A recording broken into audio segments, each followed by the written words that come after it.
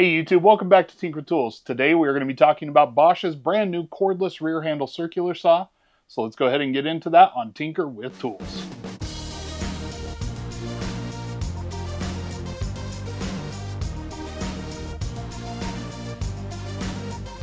Now the sheer fact that Bosch has a cordless rear handle circular saw is not necessarily a noteworthy item. In fact, most major brands at this point do, so it's not breaking any new ground here. But this release, along with their latest router release, kind of just starts to plug some of the holes that Bosch has had in their lineup for a number of years and starts to make them a more complete cordless offering. Now the new model is going to be GKW18V26N, and to summarize it, it is a blade left 7¼ inch rear handle worm drive style circular saw. There's a lot to go over there, but simply put, 7¼ is going to refer to the diameter of the blade. Blade left simply refers to the fact that the blade is on the left side of the motor. I find that to be more comfortable for right-hand users, and ever since I made the switch a few years ago, it is definitely my preferred style of circular saw over the more traditional blade right that I grew up with. The worm drive style saw is kind of ubiquitous with a rear handle, and a lot of people mistakenly think that all rear handle saws are worm drive saws, simply because that is what first came out with that rear handle style back when they had those original Skill circular saws, being the worm drive. Now worm drive is just a type of gearing that they use to drive the saw versus the direct drive that you get with the sidewinder style, and worm drive became popular because it allowed for greater torque at lower RPMs, making the saws more well suited for heavier duty work. Now, as I mentioned, this is worm drive style because it doesn't actually use a worm drive gear to drive the saw. Instead, it uses a hypoid gear, which is a bit different but very similar in how it delivers power, meaning that it does it through gearing versus direct drive. With the hypoid style, you do get a lot better torque delivery than a direct drive system, but then you also do get a little bit better efficiency than a worm gear, which makes it a clear choice for a cordless saw, so you can kind of get as much efficiency out of that battery as possible.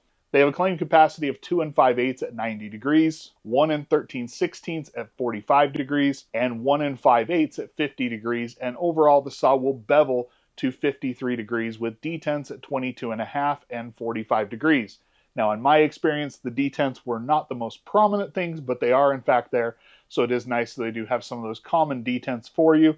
Makes it a little bit easier to use the saw. Now a few other features with the saw: you do have a dust ejection port over here on the right hand side, which is going to blow dust and debris away from the user, versus some of the rear handle circular saws that are going to eject it out right here at the back of the saw, making it so it just hits you right in the legs as you're using the saw.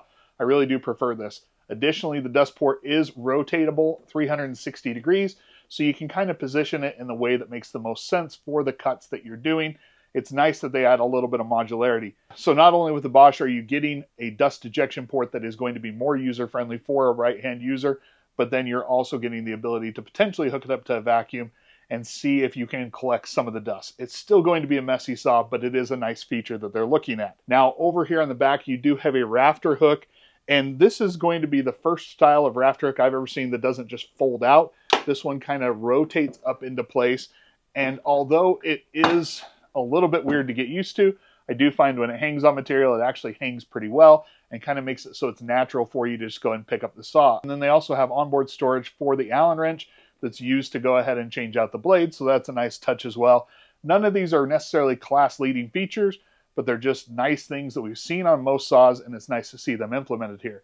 Now you do have kind of a trigger lock or a trigger control here. It is ambidextrous, so whether you are using right or left hand, you can just go ahead and slide it over and then the trigger will fire. This is obviously going to be the more traditional style of control, although we are starting to see some other saws employ kind of an on or off for the lock that you don't have to manipulate each time you want to use the trigger.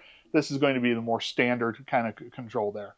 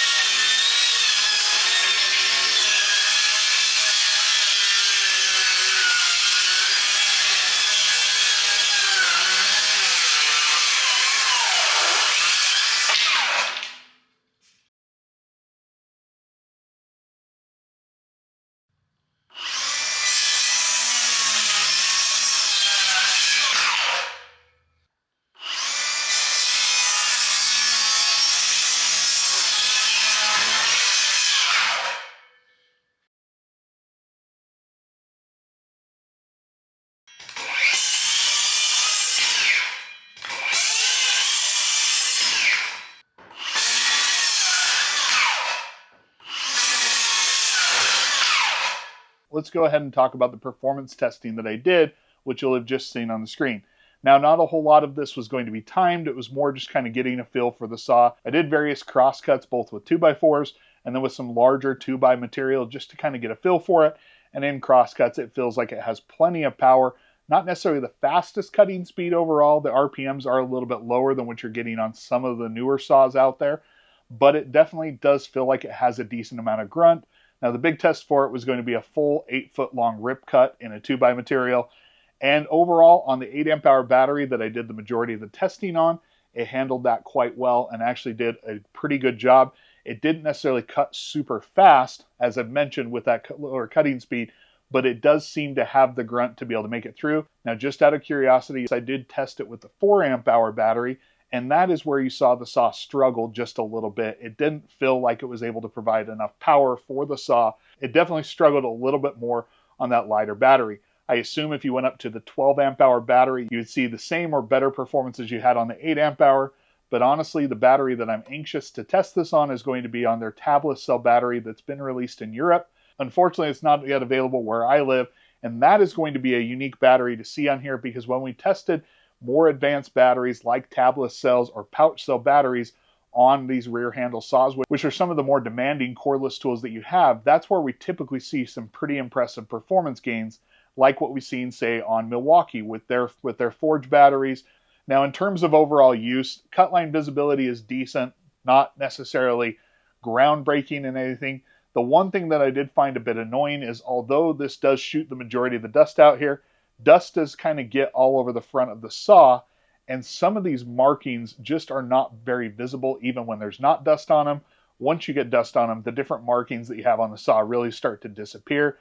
I sort of wish that they had put maybe just a little bit more of a contrast color down in the indents that they have on there, just so you could see them a little bit better. But while I think those markings could be a little bit better on the saw, there are plenty of saws out there that kind of suffer from this. It's just worth pointing out, if that's something that really matters to you, there are definitely better saws in the market that kind of give a little bit more visibility on those markings, in my opinion. Now, overall, using the saw, the balance is going to be decent. There is a bit of weight to it. Like I mentioned, it's a 10.5 pound saw. By the time you put a battery on there, you're definitely over the 12 pound mark. And so you are going to notice some of the weight there. But even with that, it is a smooth and nice to use saw, just a little bit on the chunkier side. Given how late they are to the game, I'm surprised that they didn't necessarily go after either just top tier power or going after something akin to a lighter weight saw to kind of differentiate themselves here, but it's not terrible. It's just not going to be class leading in either one of those regards. Pricing, in my opinion, is one of the places where Bosch starts to make up some ground, given the fact that it's not the most powerful. It's not going to be the fastest saw that you're going to be cutting with, not the lightest, but price makes it a little bit more compelling. Right out of the gate, it's $249, kind of puts it in the middle of all the different rear handle circular saws. But where it starts to stand out is they're already offering deals on this. This saw was just barely announced late January at World of Concrete, and I was able to order mine less than a month later and already be getting it on a deal at Acme Tools. Now, that deal is still active. You can use the code BOSCHSTACK that I'll be sure to include on the screen and get yourself $20 off the bare tool price, taking it down to $229. But even better, they're also including an 8 amp hour battery and charger, and it's a rapid charger even at that, to kind of sweeten the deal a little bit more. So now you're talking about a full kit essentially for $229. And at that price, I think it starts to make Bosch more appealing just overall as a brand. And I find that with a lot of their tools, where you may not be getting the best performance, the smallest tool necessarily, but you're getting a well-built, nice to use tool at a decent price. And that's certainly the case here for the circular saw. And that's where it definitely starts to make a bit more sense for me. Then how does this saw stack up against some of the other competition? Well, obviously we're going to have to do some comparative performance testing to see really how it compares performance-wise.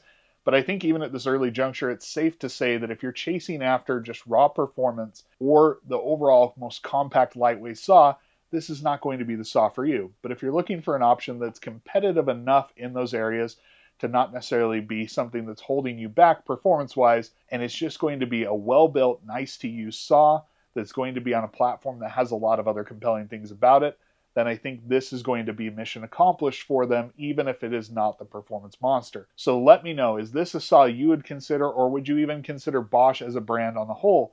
or are you already going to be looking somewhere else? Go ahead and let me know what you think in the comments down below. If you like this sort of video, go ahead and hit that like button. And if you haven't already, please consider subscribing. Make sure you turn on notifications so you get notified. Until next time, thank you for all the support, and I'll catch you on Tinker with Tools.